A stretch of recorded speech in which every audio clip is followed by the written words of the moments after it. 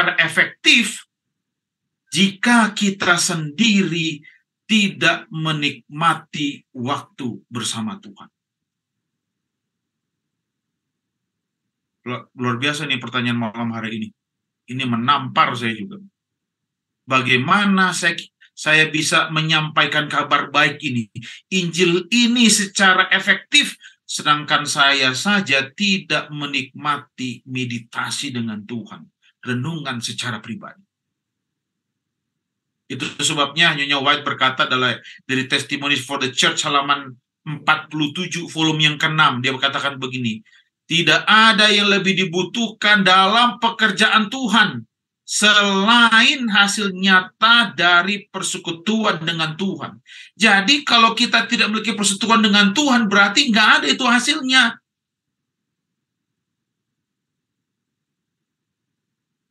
Renungan 10 hari berdoa kita pada malam hari ini mengajak kita, mari kita introspeksi diri terhadap diri kita sendiri. Sebelum kita menyampaikan kabar baik itu kepada orang lain, sudahkah engkau melakukannya dengan keluargamu, bahkan dengan dirimu sendiri?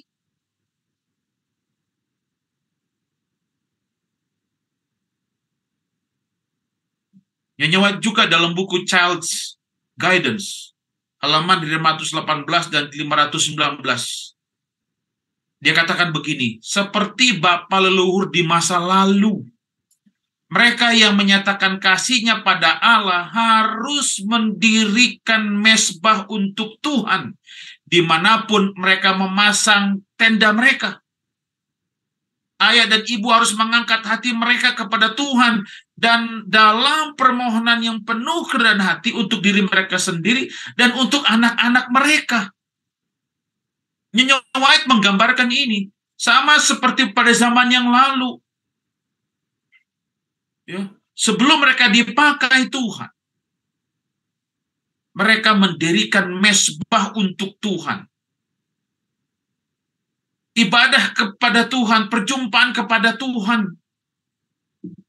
Dan orang tua, ayah dan ibu, mereka ajarkan kepada anak-anaknya. Datang kepada Tuhan dan kerendahan hati. Lalu ini dia.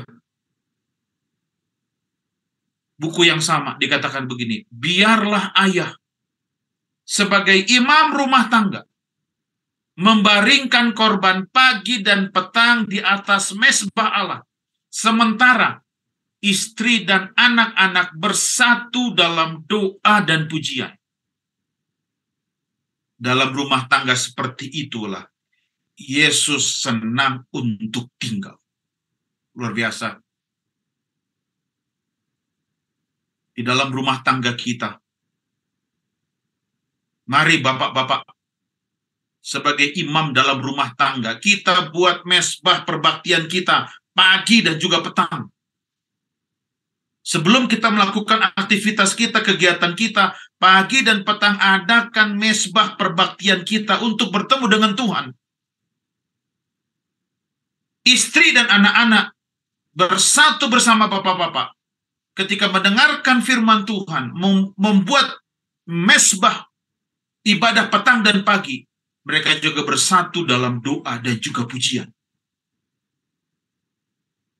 Karena rumah tangga seperti inilah Yesus ada di dalam rumah tangga. Saudara yang kekasih dalam Tuhan, saya ini produk-produk orang tua saya, renungan pagi dan juga renungan malam. Dan itu sangat melekat kami dari kecil, saya ingat banget itu. Ketika pagi-pagi kami jam 5 sebelum kami pergi sekolah, sebelum orang tua masak dan segala macam, dipanggil semua duduk, walaupun mata masih merem-merem, kadang-kadang suka nggak mau, malas bangun, tapi dipaksa harus renungan pagi, renungan malam. Walaupun mata masih mengantuk, tapi ini telinga masih terbuka. Tapi itu membuat kita menjadi terbiasa. Sehingga ketika saya sudah berumah tangga, kemanapun saya ingat ini harus renungan pagi, renungan malam. Dan kita ajarkan kepada anak-anak kita. Ini jelas ya, pena inspirasi. Yesus senang tinggal di dalam rumah di mana keluarganya mengadakan mesbah korban pagi dan korban petang.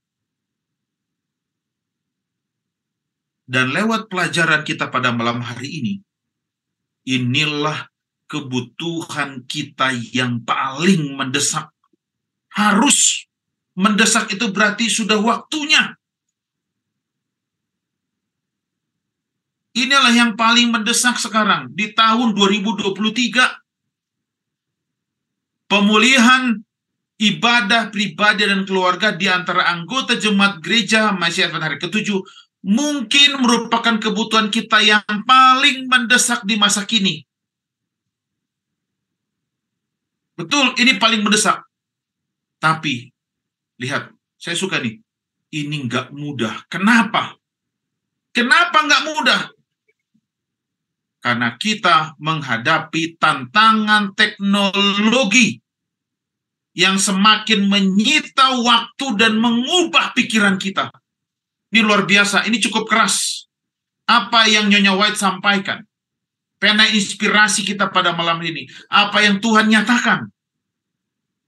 Ada tantangan teknologi salah satu.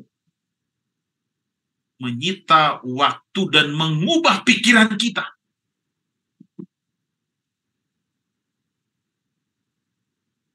Saya bisa bedakan memang dengan adanya teknologi. Memang ada dampak positif kemajuan teknologi. Tapi jangan lupa ada dampak negatifnya juga. Dan lebih lanjut, lewat bacaan kita malam hari dikatakan begini. Kita semakin kecanduan terhadap media. Terutama media sosial. Oh, ini luar biasa. Apa saja media sosial? Instagram, Facebook, YouTube, Twitter mungkin. Atau aplikasi-aplikasi lainnya yang menyita pikiran kita. Apalagi media sosial itu yang membuat kita mudah cemas, mudah tersinggung, kesepian, stres, tertekan, nggak bisa tidur, dan tidak bahagia dengan kehidupan kita. Karena ini dia, kecanduan media sosial. Dalam tanda kutip, kecanduan media sosial yang tidak berguna dalam kehidupan kerohanian kita. Saya nggak tahu bagaimana dengan program-program kita. Saya katakan bahwa program-program yang kita buat dampaknya positif. Ini dalam hal yang negatif ya. Yang dibicarakan yang negatif. Tapi yang positif yang menjadi berkat buat orang lain nggak jadi masalah. Tetapi kalau kita kecanduan dengan media sosial kita yang membuat kita jauh daripada Tuhan. Membuat kita menomorduakan Tuhan. Membuat media sosial itu lebih penting daripada renungan pagi, renungan malam. Ibadah kita kepada Tuhan yang menjauhkan kita daripada Tuhan. Inilah kecanduan teknologi yang harus kita hindari. Apalagi media sosial ini membuat kita cemas, mudah tersinggung, kesepian. Coba sekarang lihat ya. Orang mau curhat-curhat aja lewat media sosial. Nggak senang dengan seseorang, dia curhat di media sosial. Dan mau lihat respon dari orang lain, ada mendukung kita atau tidak. Artinya cemas-cemas lah dia. Saya udah keluarkan keluhan-keluhan, nggak dibalas nggak ya? Justru inilah yang membuat kita candu. Sehingga kita lupa mengadakan korban atau mesbah ibadah pagi dan juga malam bertemu dengan Tuhan.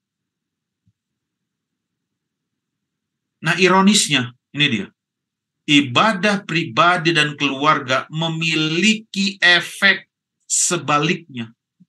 Kalau kita mengadakan ibadah pribadi, ya, renungan pagi, meditasi pagi-pagi hari, bersama dengan keluarga, justru efeknya sangat luar biasa. Kenapa? Dengan kita ibadah pribadi, ibadah dengan keluarga akan menenangkan pikiran kita, mengurangi kesepian, mengurangi stres, meningkatkan kedamaian, memenuhi kebutuhan emosional kita, dan mengajarkan kita untuk merasa puas. Nah, ini dia, luar biasa.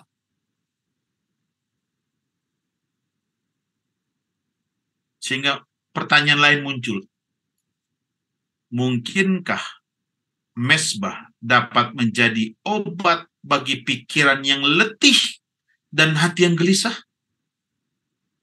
Apakah benar dengan kita datang kepada Tuhan, ibadah secara keluarga, meditasi secara pribadi, dapat menjadi obat bagi pikiran kita yang letih, hati yang gelisah?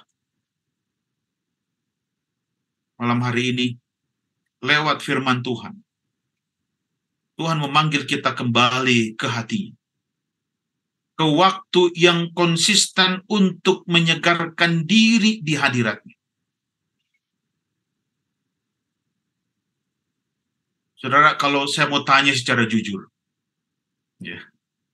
lebih senang kita di zaman mana? Apakah di zaman waktu teknologi nggak secanggih sekarang, atau di teknologi sekarang? Saya katakan ini.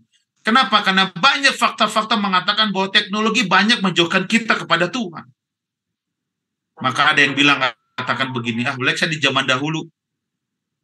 Ya, sekarang udah punya handphone, duduk semeja, lihat-lihat handphone, nggak berkomunikasi. Tapi kadang-kadang kita salahkan handphonenya. Kenapa? Karena kita fokus ke handphonenya, nggak fokus ke keluarga. Waktunya makan bersama keluarga, makan bersama keluarga. Waktunya belajar, belajar. Ini dia. Tuhan memanggil kita kembali ke hatinya, ke waktu yang konsisten untuk menyegarkan diri di hadirat-Nya. Mari kita buat cara seperti Tuhan buat. Pagi-pagi benar renungan kemarin. Pagi-pagi benar dia datang kepada Bapaknya. Di saat yang sunyi. Kenapa harus pagi-pagi? Ketika kita bangun pagi. Saya sering bangun jam 3, jam 4. Saya kadang baca Alkitab. Itu adalah waktu yang teduh, waktu yang sepi, kita bisa konsentrasi. Dengan kita baca firman Tuhan, 1-2 ayat itu langsung menyerap. Karena pikiran kita lagi bersih, tidak numpuk dengan segala hal, banyak hal. Yesus minta kita kembali ke hatinya, ke waktu yang konsisten, pagi-pagi benar, waktu yang teduh bersama Tuhan. Supaya kita menyegarkan diri kita di hadapan-Nya. Karena alasan inilah, Gereja Masjid Advent hari ke-7 meluncurkan inisiatif kembali ke mesbah. Supaya ini adalah sebuah upaya yang paling penting untuk membangun kembali mesbah pribadi dan keluarga yang telah rusak di gereja Tuhan. Mari Bapak Ibu jemaat Tuhan Bukit Zaitun, mari kita kembali ke mesbah. Karena mesbah pribadi dan juga mesbah keluarga adalah hal yang paling penting untuk kita datang kepada Tuhan. Karena teknologi semakin maju, akan banyak juga hal-hal yang negatif. Tapi kalau kita bisa mengekang diri kita, kita menggunakan media sosial dengan hal-hal yang baik untuk menginjil, untuk menyatakan kebenaran Tuhan, mari kita berbuat. Tapi kalau media sosial itu menjauhkan kita dari Tuhan, berarti media sosial ini telah merusak gereja Tuhan untuk datang kepada Tuhan. Kalau media sosial itu lebih penting daripada mesbah pribadi dan mesbah keluarga, berarti sudah merusak gereja Tuhan.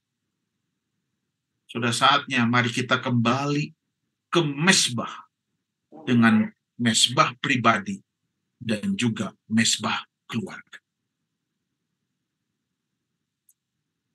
Pada tahun 2027 kami berharap untuk melihat setidaknya 70% anggota Advent mengadakan ibadah pagi dan malam secara pribadi maupun keluarga. Kerinduan daripada pimpinan kita di General Conference di tahun 2027, mereka mungkin akan mengadakan survei lagi. Mereka melihat apakah sudah mencapai target bahwa seluruh anggota Advent mengadakan ibadah pagi dan malam secara rutin, baik bapak, ibu, dan juga anak-anak, bahkan seluruh anggota keluarga yang tinggal dalam rumah, mengadakan ibadah pagi dan ibadah malam. Saya mengajak kita, umat-umat Tuhan di Bukit Zaitun, ya, mari kita adakan resolusi sekarang, yang baru. Kalau di tahun 2022 yang lalu kita kurang ibadah kita, di tahun 2023 ini, mari kita mulai. Ibadah pagi, ibadah malam. Saya tahu sekarang banyak muncul versi, ya, ada buku renungan. Sekarang udah mudah, dengan teknologi juga ada renungan pagi audio.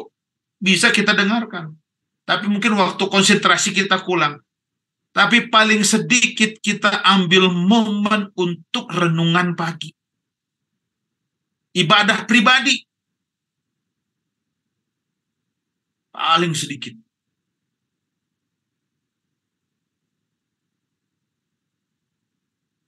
Anda akan mendengar lebih banyak lagi tentang rencana ini dari hari-hari mendatang. Tetapi kita semua dapat mulai dari sekarang untuk menyembah Tuhan dengan setia dan juga konsisten.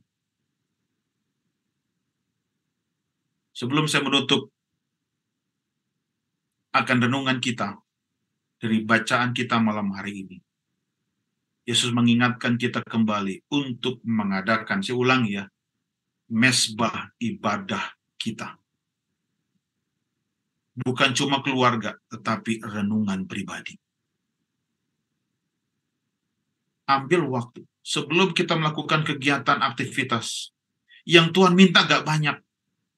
Mungkin 5 menit, mungkin 10 menit, itu yang Tuhan minta. Sebelum kita melakukan aktivitas kita, pekerjaan kita, belajar kita, 5 menit saja atau 10 menit saja. Baca satu ayat, renungkan. Sudah itu renungan pagi, panggil anak-anak, istri duduk, nyanyi. 10 hari berdoa ini adalah momen. Saya mengharapkan seperti apa yang dinyatakan firman Tuhan lewat bacaan kita. Sesudah nanti doa 10 hari, mari kita buat di keluarga kita masing-masing. Kita buat renungan pagi dan juga renungan malam. Dan juga renungan pribadi atau meditasi. Waktu bersama dengan Tuhan. Kiranya firman Tuhan pada malam ini dapat menolong kita untuk kita mengadakan mesbah ibadah kita, baik keluarga maupun pribadi, agar menyanggupkan kita untuk menyampaikan Injil atau kabar baik kepada setiap orang lewat pengalaman rohani kita, contoh rohani kita yang akan menyanggupkan kita untuk menjangkau setiap umat-umat Tuhan yang belum mengenal Tuhan. Tuhan memberkati kita malam hari ini.